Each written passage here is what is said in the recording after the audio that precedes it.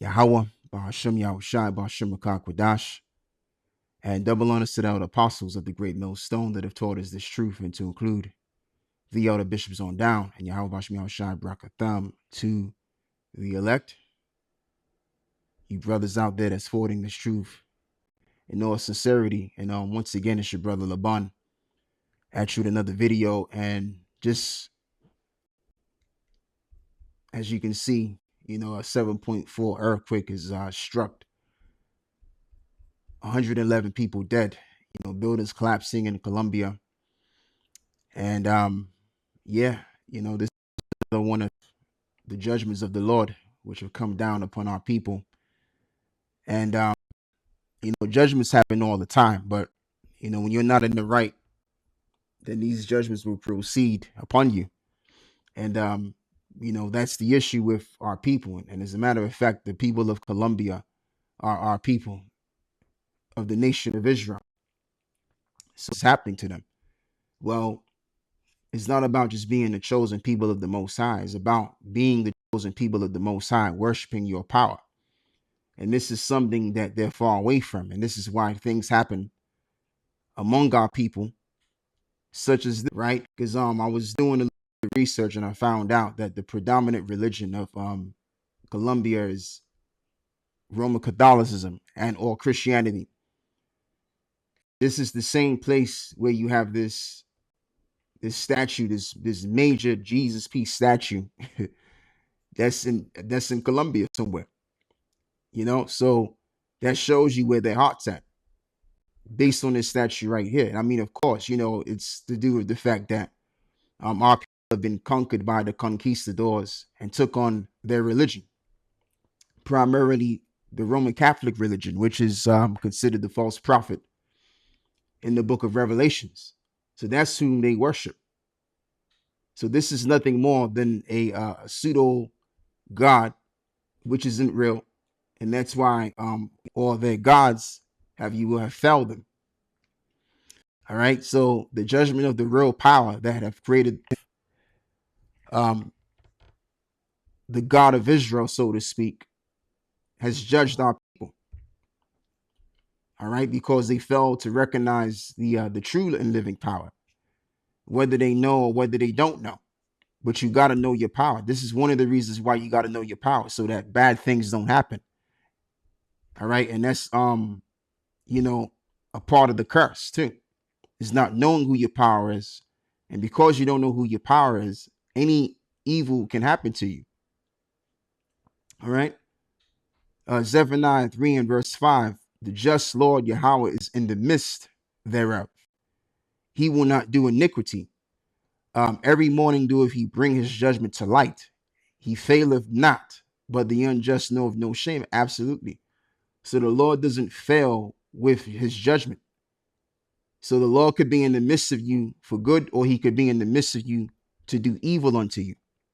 And not only do they worship a false religion anyway, but they also dive into various forms of folklore, religions, and spells, which just different forms of witchcraft.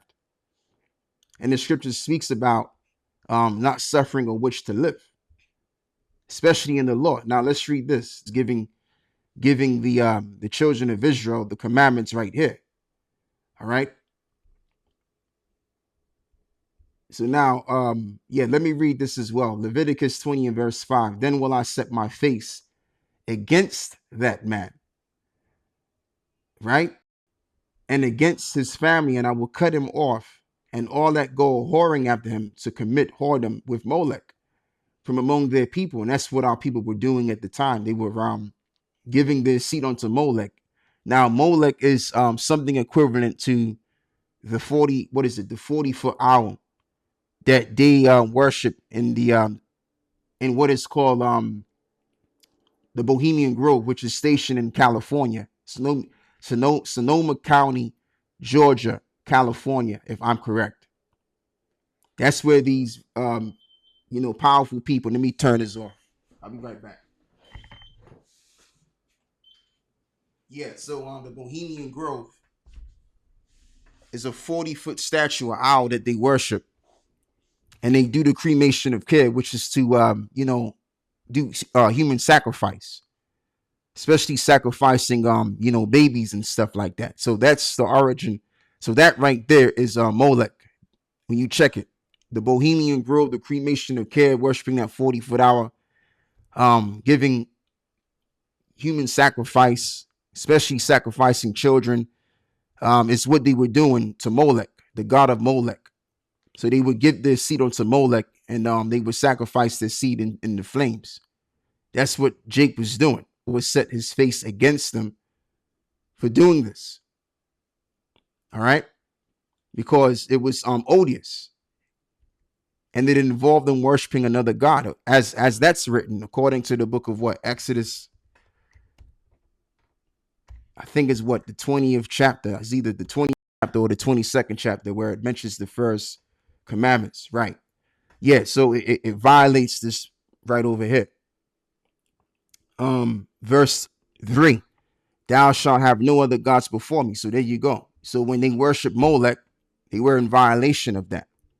So when you see our people in Brazil and Uruguay and all of these areas of South Central America, and you see why they're catching hell down there and they're catching these various forms of judgments, is because they're not acknowledging the true power to worship the true power. So if it's not Christianity, it's Roman Catholicism. If it's not these major religions, they believe in folklore, spells, various forms of witchcraft. So that's what destroys the people. Okay? And that's why judgments keep coming upon our people like this. That's why Haiti's a shithole today, because you got those people over there that get into that witchcraft heavy. You know? So yeah, let me read this as well. This is what is it? Zephaniah 3 and 6. I have cut off the nations, their towers are desolate, and I made their streets waste, that none passeth by. Their cities are destroyed, and so that there is no man, that there is none inhabited. I said, surely that will fear me, that will receive instruction. So their dwellings should not be cut off. Howsoever, I punished them, but they rose early and corrupted all of their doings. And that's what our people were doing. They were corrupting themselves by serving various ideologies outside of the true religion that the Lord has given by Moses. You know what I'm saying? But see, what the Lord is going to do, the Lord is going to flip the script, and he's going to turn these nations into shitholes. But right now, our people are in the shit because they rebelled against their power, as they continue to do yet this very day. And that's why all of this stuff comes upon us. All right. And if you notice, the brothers that are in the truth, okay, yeah, stuff like this may come around them, but guess what? Yahweh Bashmi Shah is going to protect them. Why? Because they're in the right. So now let me move somewhere else, and let's get the book of Exodus chapter 22 and verse 18, as it is written according to the law, right? Oh yeah, let me read this first.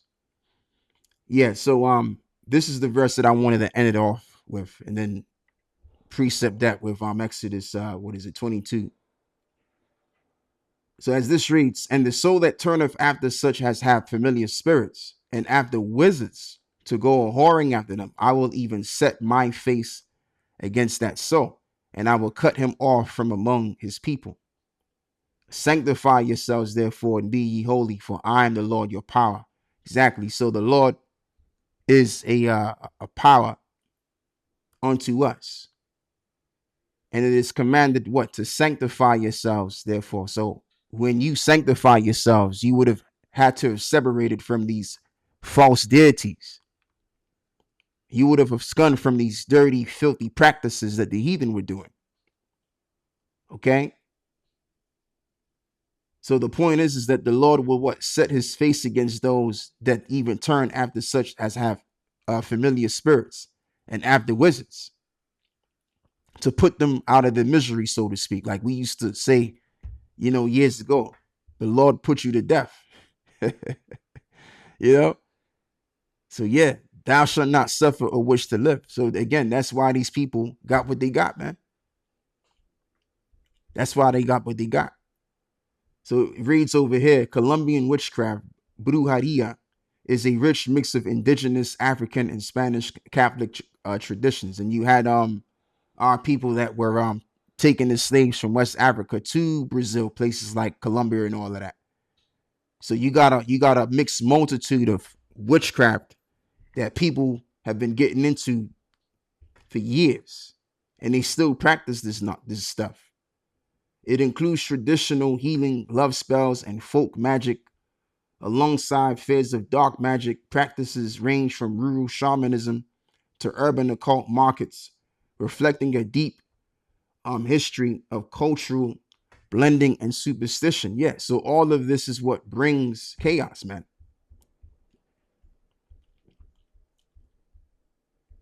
Look at this.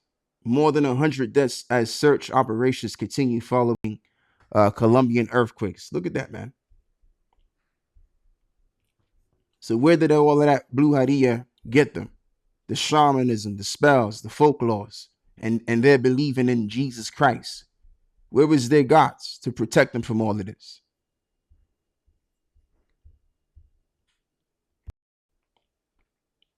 Yeah, so I didn't mean to do that. I didn't mean to do that. Yeah, so now I want to talk about something else. I want to talk about this over here. I mean, I don't know what I'm going to call this video. This may just very well be a measure that, what is it? A measuring the time diligently in itself, news update, something along those lines. Every once in a while, I'll do that. Yeah, so as this reads, Trump announces FBI anti-Semitism task force to arrest Americans for criticizing Israel. President Trump has just announced a sweeping nationwide crackdown on anti-Semitism, deploying FBI agents and Justice Department officials to 15 American cities in what the administration calls a task force to combat anti-Semitism. And I was reading an article where they want to set up cameras all around, American cities to watch the American people, because the American people are growing more and more. They're growing more and more of being against the Israeli state, so to speak. But more and more as Israel shows um, those they wait around, so to speak, what they're exposing is to all of us put together is that they even have their politics, not their politics, but they have their hands in Americans' politics as well. And what we're seeing is that the true power resides in America, which is the Israelis. They actually run and control America. So if he's able to do all of this stuff right over here, and Trump has to go along with it, then who's the real power in American politics, in American governments? Is these JOOs, man. So again, each and every time Benjamin Netanyahu throws his weight around, he's showing that he's basically in charge of America's affairs too, and that America was never um, America was never a what is it, a republic based nation or a sovereign nation, so to speak, which the term republic just means back to the public. Democracy means the same thing, the people rule, right? Which none of these things exist realistically, if we're being honest, right? So, Second Thessalonians chapter 2 and verse 8, and then shall that wicked be revealed, whom the Lord shall consume with the spirit of his mouth and shall destroy with the brightness of his coming. I'll be right back.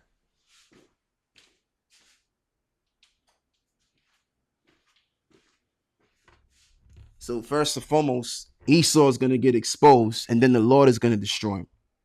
And more so, the servants, the prophets, they're gonna reveal him, who he really is to the world, and that they're the biblical Edomites that the Bible speaks about. And the prophecies that they're going of things that they're going to do in the future, and exposing their history biblically, and reading other books, showing you where they come from, that they're not superior, that actually naturally they're inferior. All right. And I'm not saying that like it's my opinion. It's an absolute fact. Biology shows this. Nature shows this. Okay. And the people whom they've been lying about how they're inferior are actually the superiors, biologically, naturally. It even tells you that in the Bible that what? When Jacob and Esau were going to be born, it was said that what? The younger brother was stronger than the older brother. So we're stronger than Esau. We're much more talented than Esau. We have a stronger spirit than he does. Case in point, look at the amount of shit that we had went through as a people for centuries. There's no way in hell Esau would have been able to go through what we went through as a people and still believe in the Most High. All right, they wouldn't even make it through. So yet again, they're not superior. Isaiah 47 and verse 1. I want to tie this in with what I just read. Come down and sit in the dust, O virgin daughter of Babylon, and sit on the ground. There is no throne, O daughter of the Chaldeans, for thou shalt no more be called tender and delicate. Take the millstone and grind mill and uncover thy locks. Make bare the leg, uncover the thigh, and pass over the rivers. Yeah, because in the ancient world, it was a shame for women to expose her flesh. Now, women love exposing their flesh. It's trendy some to expose their flesh. And I believe a lot of them feel like they got to expose themselves because really what they're looking for is attention. And if they don't expose themselves, ain't nobody going to be looking at them. You know, but what they don't realize when you expose your body like that, what you're basically projecting to the world is that you're just for play. You're just for sexual pleasure only. You know what I'm saying? And then they get upset when men look at them a certain way. When men don't have no respect for them and they get looked at as a piece of meat. Yeah, because you're showing yourself like you're a piece of fucking meat. What the hell you expect? All right. So if you respect yourself as a woman, then you're going to dress respectfully. And then people are going to look at you respectfully. But if you dressing up like a prostitute, you're going to get looked at as a prostitute. People are going to judge you accordingly. It's to be expected. And you can't get upset. Like case in point, let's just say I was walking down the street and I was wearing the attire of a police officer. People are going to think that I'm a police officer. You can't get upset when people think you're something because the way you dress. People are going to judge you accordingly how you look.